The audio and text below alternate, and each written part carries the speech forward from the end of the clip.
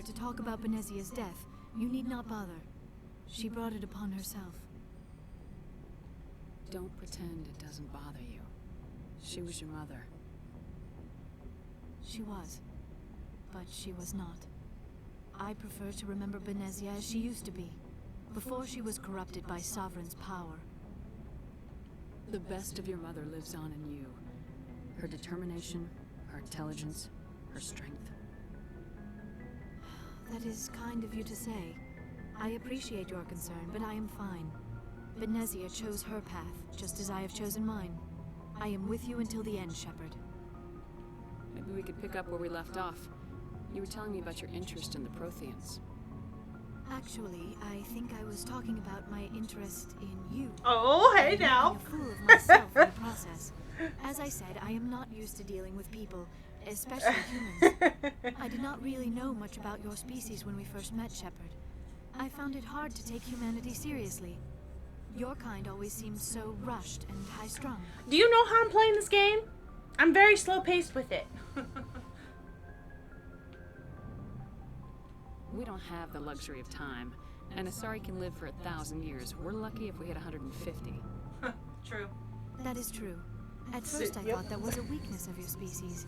After spending time with you and your crew, however, I think it may actually be an advantage. You humans are creatures of action. You pursue your goals with an almost indomitable determination. It is an admirable trait, but also an intimidating one. You're scared of us? Unfortunately, the rest of the galaxy sees humanity as something of a bully. You run over anyone in your path to get what you want. It is up to people like you to change their minds, Shepard. I'm doing the best I can, LIara. There is a reason the Council chose you to become a Spectre. They saw something special in you. The best of what humanity has to offer. I looked into your history. I know what happened on Oooooh. The fact that you survived shows a remarkable strength. You spied on me. Why are you so interested in me? I wanted to know more about you. To understand what made you into the woman you are. There is something compelling about you, Shepard. Are you sure you're interested in me? Or is it my visions of the Protheans? I admit, your connection to the Protheans had something to do with my initial interest. But it has grown beyond that. Hi now. You intrigue me, Shepard. But I was not sure if it was appropriate to act on my feelings. I thought there might already be a relationship between you and Lieutenant Alenko.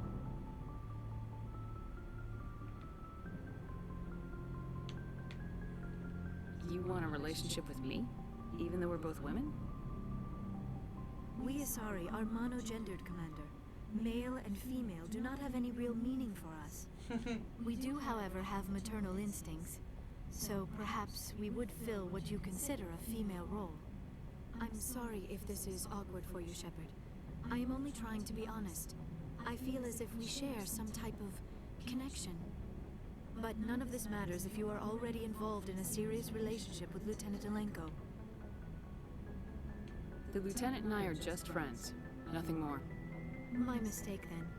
I am not as adept at understanding human relationships I'm as just I a thought. friendly person. But what about us, Shepard? Is there a mutual attraction, or was I wrong about that too? No, you were right. There is something between us. I knew it, and I knew you felt it too. But does this not seem rather strange? Why do I feel so close to you? Because you're standing right next to me? We have only known each other a short time. We are from two different species. We have almost nothing in common. This makes no sense. These things never make sense. They just happen and we get swept up in the storm. You make it sound so chaotic, so dangerous.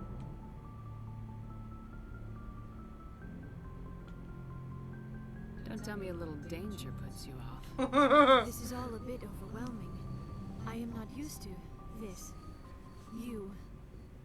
I need some time. Take all the time you need, LIara. I'll be here. Thank you, Shepard. Let's just talk about something else for now. Oh, yes. I should go. Goodbye, Shepard. You want to talk again? I get the feeling you want to ask me something, Commander. I just wanted to talk. Of course, Shepard. What did you want to talk about? I guess I should go. Goodbye. Is it getting hot in here? Oh, she's so sweet. I love her. She's great.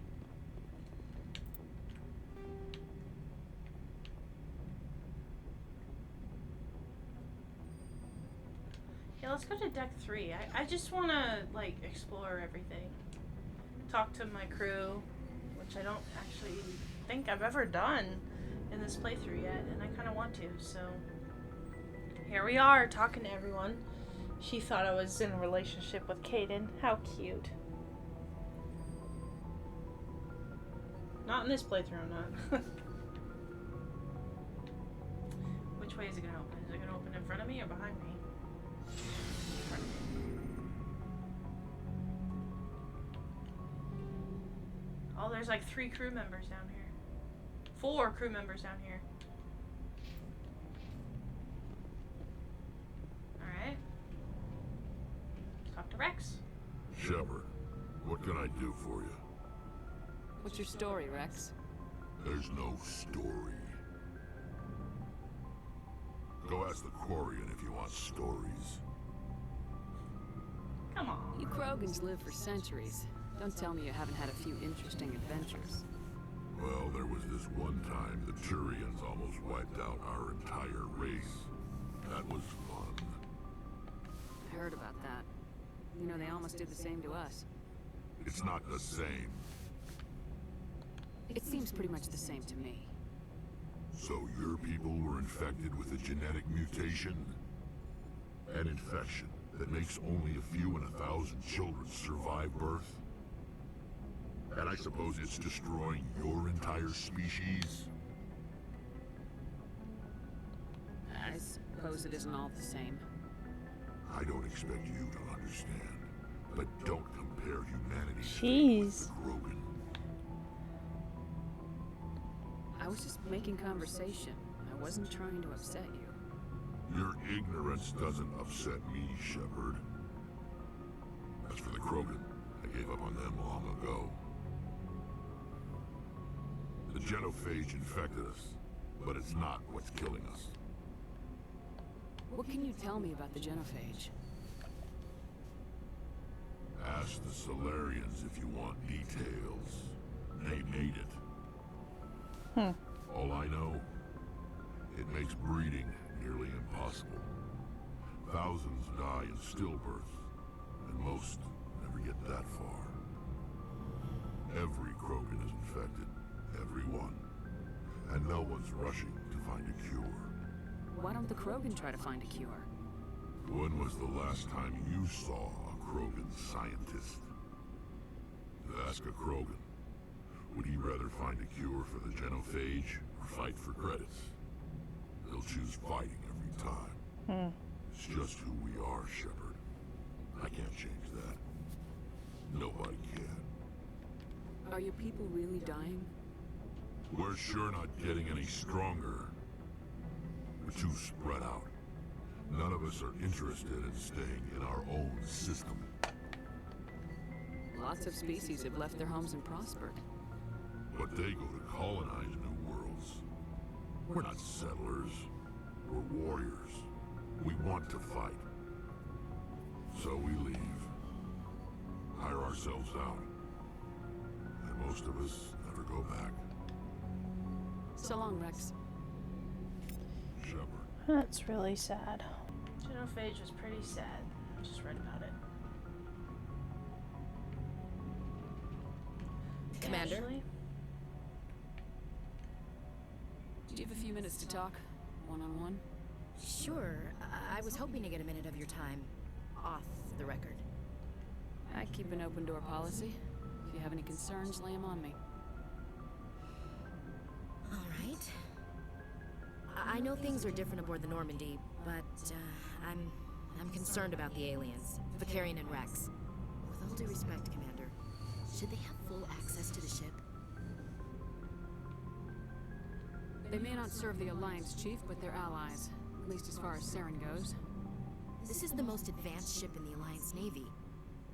I don't think we should give them free rein to poke around the vital systems. Engines, sensors, weapons.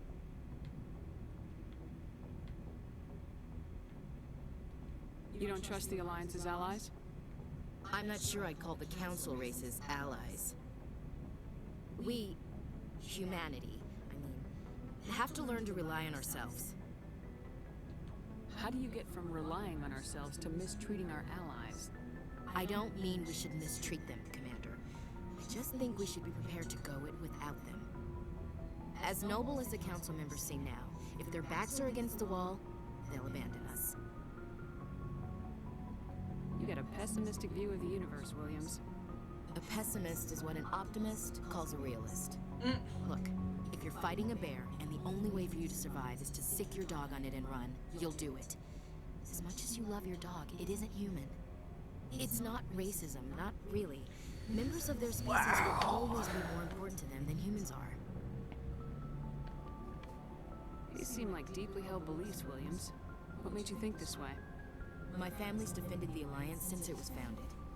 My father, grandfather, great-grandmother, they all picked up a rifle and swore the oath of service. I guess we just tend to think of Earth's interests as our own. Alright, I can see where your concerns are coming from, Williams. But this is a multilateral mission. You're gonna have to work with aliens, like it or not. It won't be a problem, Commander. You say jump, I say how high. You tell me to kiss a Turian, I'll ask which cheek. I don't think kissing Turians will be necessary. You never know, Commander. What's your opinion of the last mission? You mean the Rachni, right? They were dangerous, Commander. They proved that 2,000 years ago. I think it was a mistake to let them go. But that wasn't my call to make. It was yours. You know, you really should talk to Tizoni about her mom. She has to be hurting. Just saying, Commander. Do you have a few minutes to talk? I'm sorry, Commander. I need to get my duties squared away. I wouldn't mind talking more later, though. Dismissed, Chief. Ma'am. She's very hardened, I guess is the right term. But, let's see how Garrus is doing. Nice work out there. Thank you. I knew working with the Spectre would be better than life at CSAC.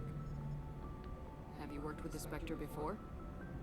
Well, no, but I know what they're like. Spectres make their own rules. You're free to handle things your way. At CSEC, you're buried by rules. The damn bureaucrats are always on your back. For the most part, the rules are there for a reason. Maybe.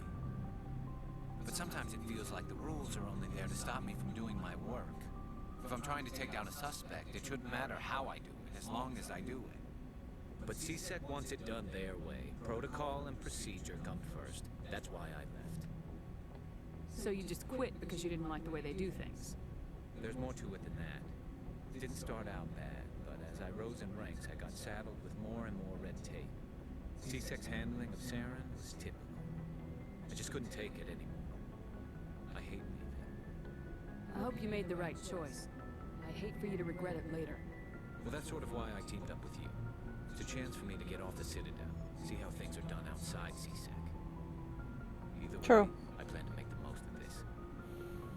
And without CSEC headquarters looking over my shoulder, well, maybe I can get the job done my way for a change. If getting the job done means endangering innocent people, then no. We get the job done right, not fast. Got it? I wasn't trying to. I understand, Commander. I didn't mean it like that. Jeez. Commander, how are you? Why did you want to be a CSEC officer in the first place?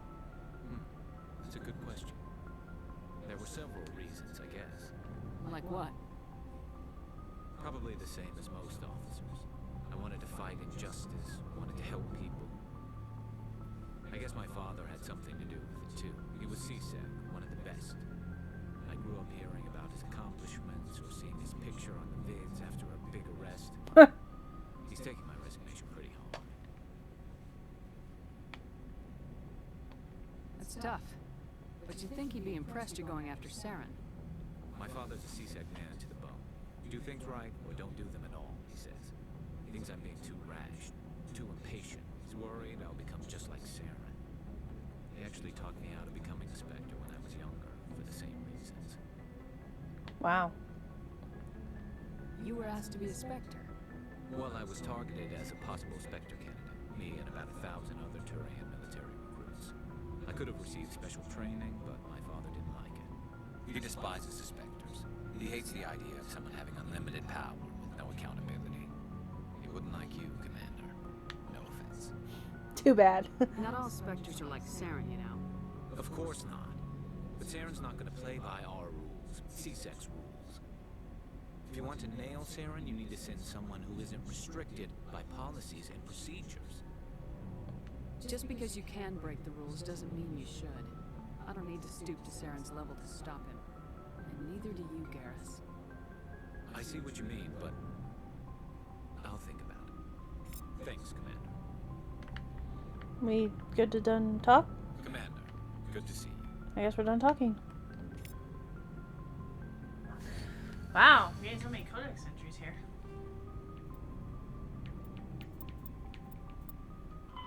The Norman. The Mako infantry fighting vehicle was designed for the System Alliance's frigates. Though the interior is cramped, an M35 is small enough to be carried in the cargo bay and easily deployed on virtually any world. With its turreted 155mm mass accelerator and coaxially mounted machine gun, the Mako can provide a fire team with weapon support as well as mobility. Since Alliance Marines may be required to fight on any world, the Mako is environmentally sealed and equipped with microthrusters for use on low-gravity planetoids. The Mako is powered by a sealed hydrogen-oxygen fuel cell and includes a small Element Zero core. While not large enough to nullify the vehicle's mass, the core can reduce it enough to be safely airdropped. When used in conjunction with thrusters, it also allows the Mako to extricate itself from difficult terrain. And it's been a very good little ship.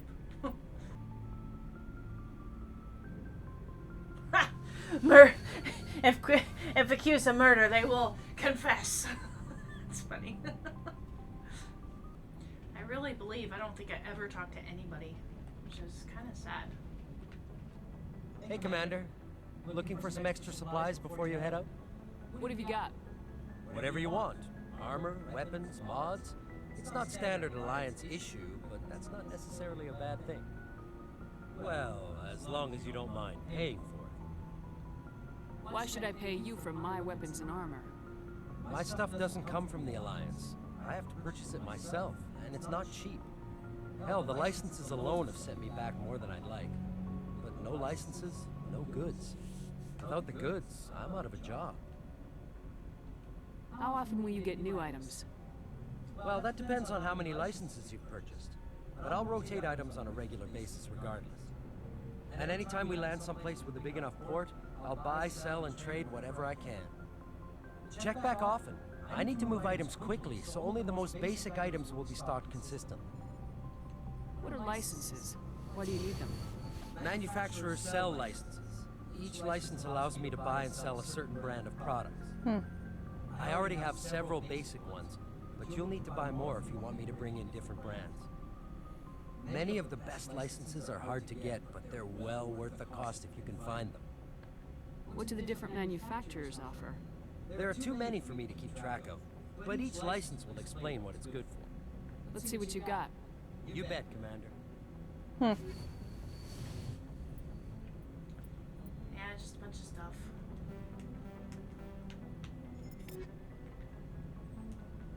Another codex. Biotics. Omni-tools are handheld devices that combine a computer microframe, sensor analysis pack, and manufacturing fabricator. Versatile and reliable, an Omni-tool can be used to analyze and adjust the functionality of most standard equipment, including weapons and armor, from a distance. The fabrication module can rapidly assemble small three-dimensional objects from common reusable industrial plastics, ceramics, and light alloys. This allows for field repairs and modifications to most standard items, as well as the reuse of salvaged equipment. Omni-tools are standard issue for soldiers and first-in colonists. Alright. Tally. Guess they're over here.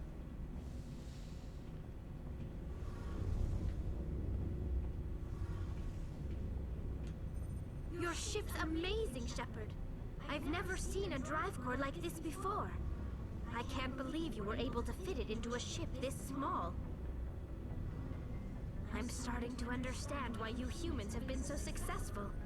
I had no idea Alliance vessels were so advanced. The Normandy's a prototype, cutting-edge technology.